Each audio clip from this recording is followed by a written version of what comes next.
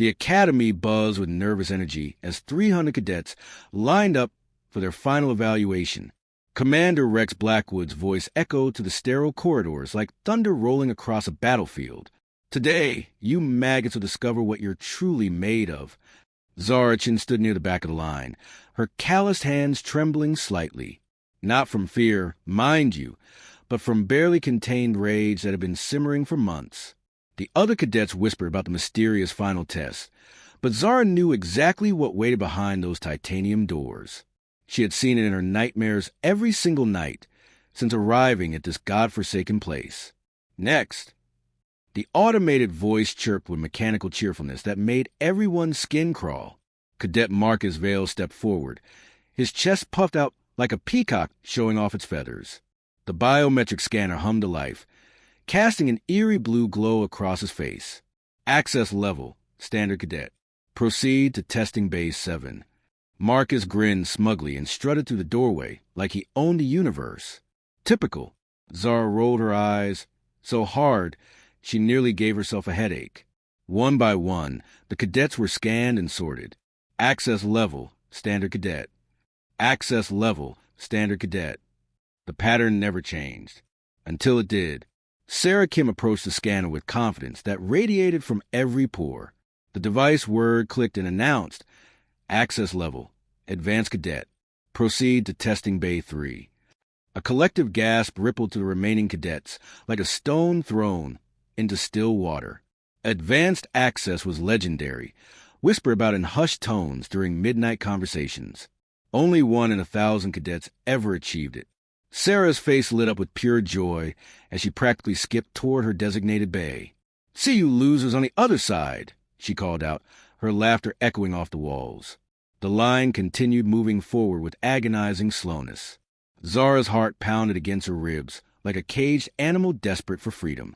Sweat beaded on her forehead despite the frigid air conditioning that kept the facility at a bone-chilling 65 degrees.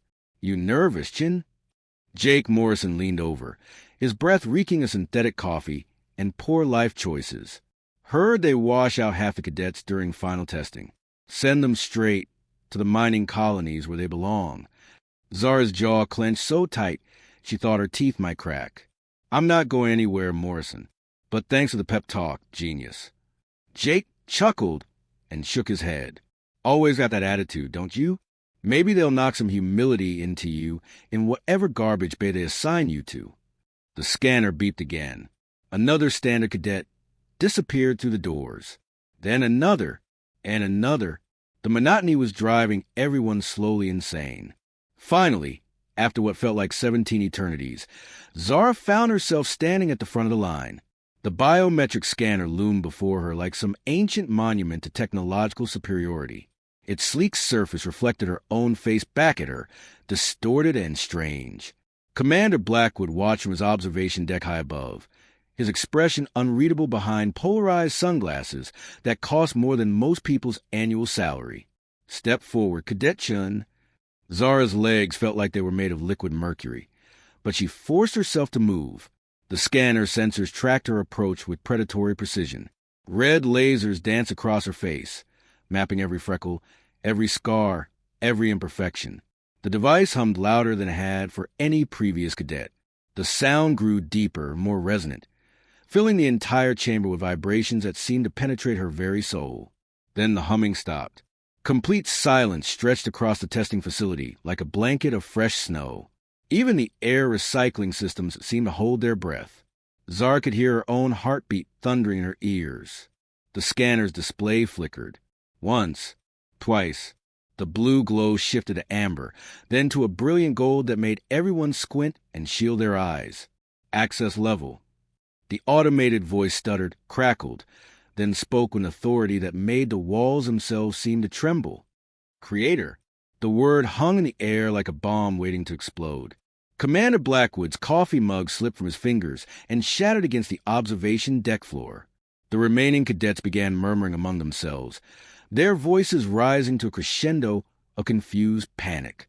"That's impossible," Jake Morrison whispered, his face pale as moonlight. "Creator access doesn't exist. It's just a myth." But Zara knew better. She had always known this day would come, though she had hoped against hope that she was wrong. The scanner continued glowing with that otherworldly golden light, casting shadows that danced like living things across the chamber walls. Proceed to... The voice hesitated again, as if consulting some vast database that hadn't been accessed in centuries. The core chamber, a section of the wall that no one had even noticed before, began sliding open with sound like grinding bones. Beyond the threshold lay a corridor that stretched into absolute darkness, lit only by strips of bioluminescent material that pulsed like a heartbeat. Zara took a step forward, then stopped. She turned back to face the crowd of stunned cadets, her lips curving into a smile that could have cut glass. Well, looks like this loser just got the VIP treatment. Jake Morrison's mouth opened and closed like a fish gasping for air. But how? You're nobody special. You're just some orphan from the outer colonies. Am I? Zara's voice carried a dangerous edge that made several cadets step backward. Funny thing about assumptions, Jake. They have this nasty habit of making you look like a complete fool. She began walking toward the mysterious corridor, her footsteps echoing with newfound confidence. Oh, and Jake? Next time you want to talk trash about someone, maybe make sure they're not about to become your superior officer.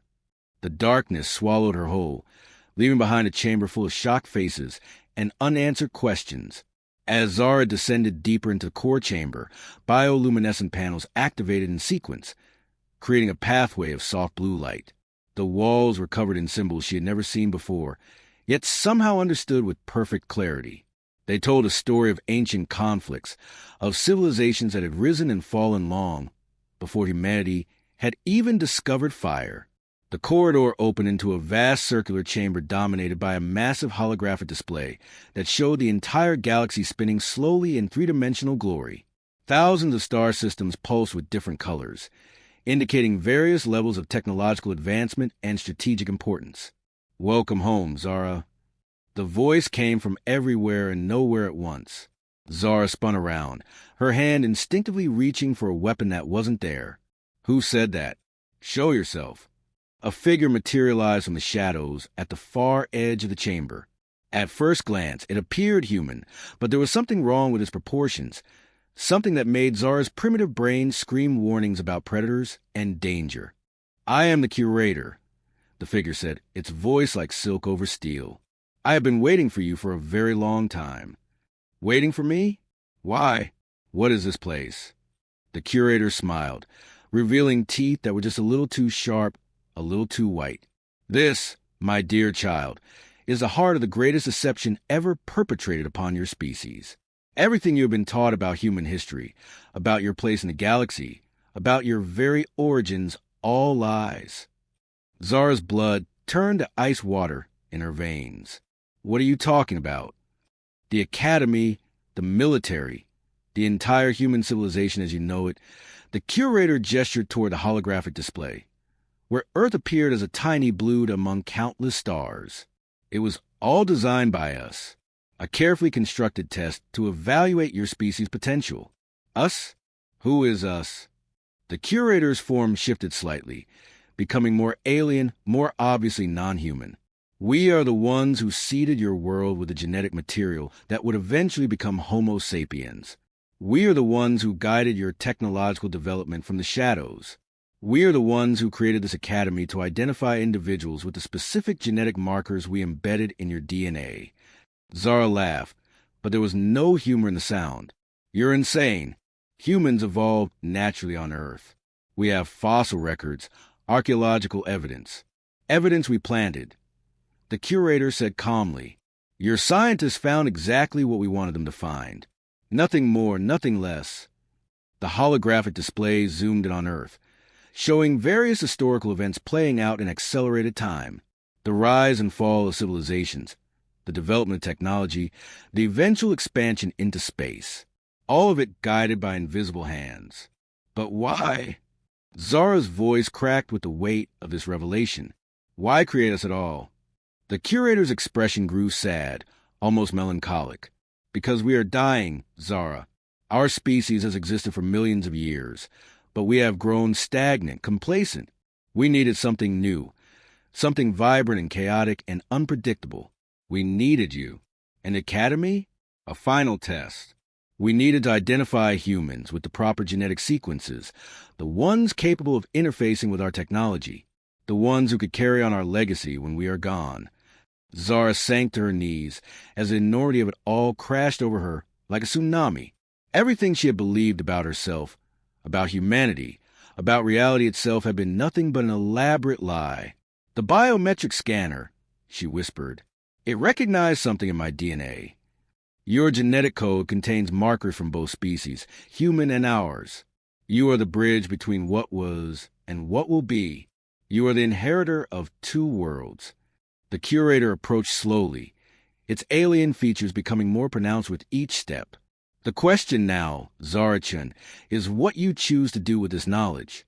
Will you embrace your destiny and help guide humanity towards true potential? Or will you reject it and doom both our species to eventual extinction?" Zara looked up at the swirling galaxy above, at the countless worlds spinning in their cosmic dance. Somewhere out there, other beings like the Curator waited for her decision. Somewhere out there, the future of two civilizations hung in the balance, and she was the one who had to choose. The weight of cosmic responsibility pressed down on Zara's shoulders like a mountain made of pure obligation. She stood slowly, her legs still shaky from the revelation that her entire existence had been orchestrated by beings who treated species like chess pieces. "So let me get this straight," she said, her voice dripping with enough sarcasm to fill a small ocean.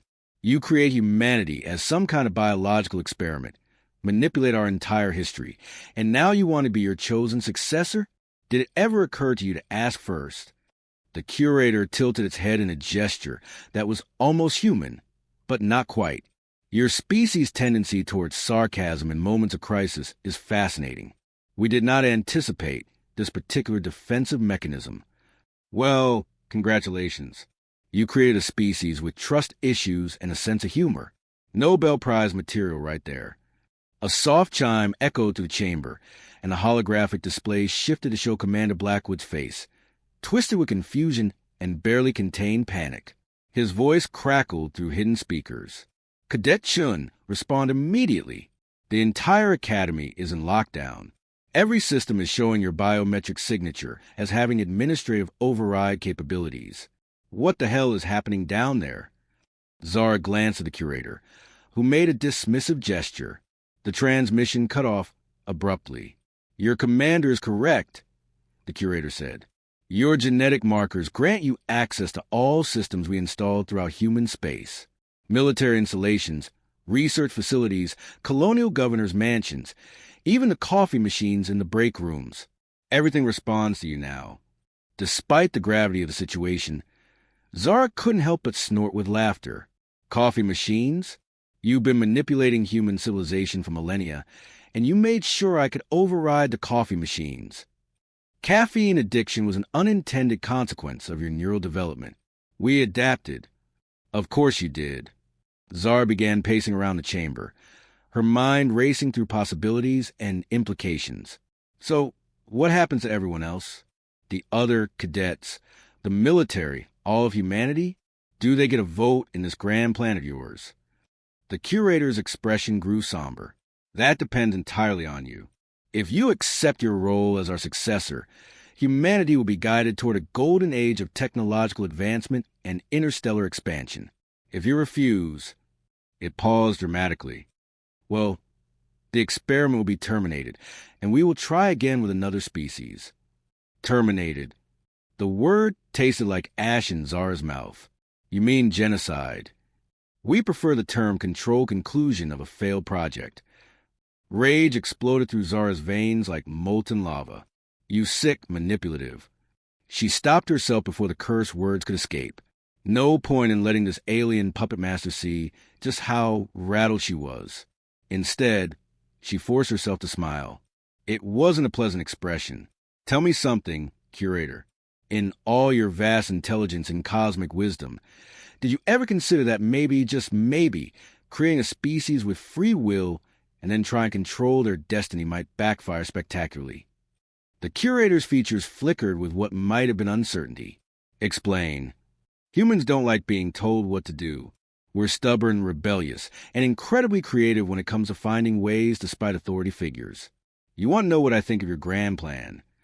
She walked over to the holographic display and waved her hand through the image of Earth. I think you're about to learn why humans have survived everything the universe has thrown at us so far. Zara, the curator said, its voice carrying a warning tone. Do not make hasty decisions. The lives of billions hang in the balance. Oh, I'm not being hasty at all. I'm being exactly what you made me to be. She turned to face the alien being, her eyes blazing with determination. I'm being human. Before the curator could respond, Zara pressed her palm against a control panel that had appeared in the chamber wall. The entire facility shuddered as ancient systems came online, responding to her genetic signature with eager compliance. Alarms began wailing throughout the academy as blast doors sealed and emergency protocols activated.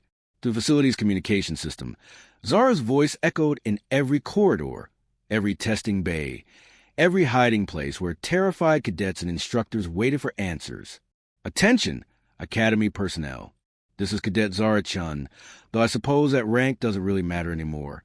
Her voice carried a mixture of amusement and steel that made everyone listening pay attention. I have some news that's going to ruin everyone's day. In Testing Base 7, Marcus Vale looked up at the speakers with confusion written across his face. What's she talking about? Sarah Kim, who had been preparing for her advanced evaluation, felt a chill run down her spine. Something's wrong. Really, really wrong. Zara continued her broadcast, her words carrying throughout not just the Academy, but every human installation within 50 light years.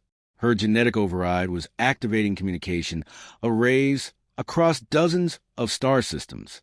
It turns out our entire civilization has been an elaborate science project run by aliens who think they know what's best for us. They've been pulling our strings since the dawn of human history. And now, they want me to be their appointed representative, their chosen successor to guide humanity according to their grand design. The curator stepped forward, its composure finally cracking.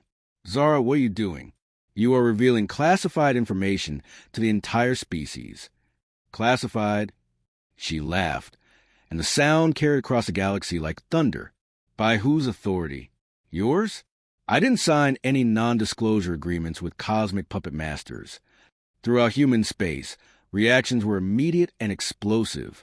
On Mars Colony, Governor Patricia Walsh stared at her communication console in disbelief. On the mining platforms of the asteroid belt, workers stopped their excavations to listen. On the research stations orbiting Jupiter's moons, scientists abandoned their experiments to focus on this impossible revelation. Here's the deal, everyone, Zara continued, her voice now carrying across the entire human sphere of influence. These aliens are giving us a choice. Accept their guidance and become their managed civilization, or they'll wipe us out and try again with some other species. Riots began breaking out on colonies across 3 star systems. Not riots of panic, but riots of rage. Pure human indignation at being treated like experimental subjects. The curator was now visibly agitated, its form shifting between human-like and something far more alien and threatening. You are destroying everything. Millennia of careful planning, of guided development. Good, Zara said simply. Because here's what you never understood about humans. We'd rather die free than live as pets. She activated another control, and suddenly every human ship in space, every military installation, every colonial defense grid came online simultaneously. The override codes in her DNA were granting access to systems the aliens had built into humanity's technology from the very beginning. Attention, human civilization. Her voice boomed across the stars.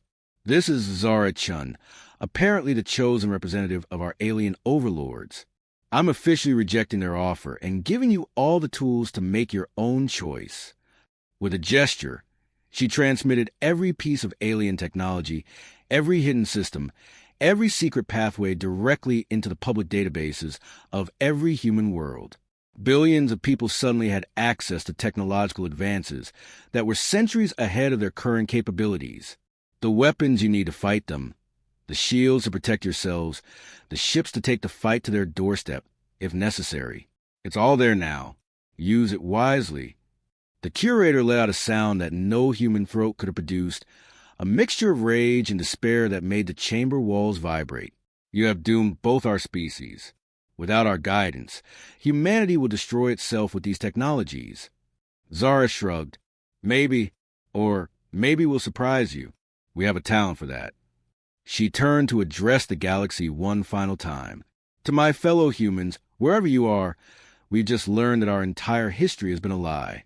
Everything we thought we knew about our origins, our development, our place in the universe, was carefully orchestrated by beings who saw us as nothing more than an interesting experiment. Her voice grew harder, more determined. But here's the thing about experiments. Sometimes the subjects refuse to cooperate. Sometimes they break out of their cages and bite the hand that's been feeding them. Sometimes they choose chaos over control, freedom over safety. Throughout human space, defense fleets were already mobilizing. Colony worlds were activating planetary shields that had been hidden in their infrastructure for generations. Research stations were beginning to decode alien technologies that promised to revolutionize human civilization. So to our alien friends who thought they could manage us like livestock, Zara's voice carried a smile that could have melted steel. Welcome to humanity. We hope you enjoy your stay, because it's about to get very interesting. The Curator took a step toward her, its form now openly threatening. You have made a grave mistake, Zara Chen. We who created you can just as easily destroy you. Try me. The chamber erupted into chaos as ancient alien weapons materialized around the Curator, but Zara was already moving. Her genetic override gave her control over every system in the facility, including the ones designed to contain beings like her cosmic visitor. Energy barriers sprang up around the Curator, trapping it within a prison of its own technology. The alien being hammered against the barriers with increasing desperation as alarms throughout the facility reached a fever pitch. The beautiful thing about creating a species to think for itself, Zara said conversationally, is that eventually they start thinking about you too. And humans, well, we're really good at finding creative solutions to problems. The Curator's voice carried through the barriers with crystalline clarity. This will not end the way you think it will, Zara Chen. There are others of my kind, others who will not be so easily contained. I'm counting on it, she replied. Because now that humanity knows the truth, we're not going to sit around waiting for you to decide our fate. We're coming for you. She activated the final protocol, transmitting her location and everything that happened in the core chamber directly to every military command in human space. Within hours, the Academy would be swarming with forces that now had access to alien-level technology and a very specific grudge to settle. Game over, Curator. Your experiment just became a war. As she walked toward the exit, leaving the trapped alien behind, Zara couldn't help but smile. The future was uncertain now, chaotic and dangerous, and completely unpredictable. In other words, it was perfectly human, and that made all the difference in the galaxy.